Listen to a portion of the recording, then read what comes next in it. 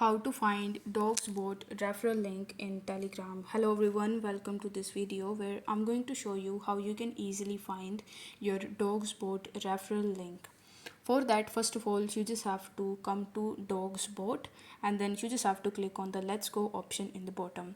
Now, once you have successfully launched your dog's boat, you need to tap on the friends tab in the bottom right hand corner, then tap on the invite friends option.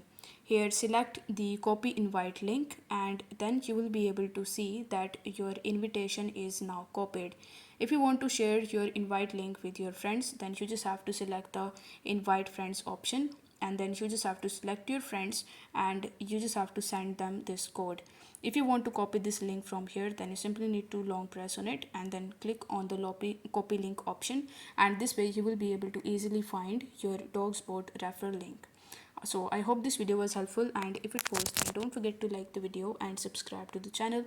Thank you so much for watching.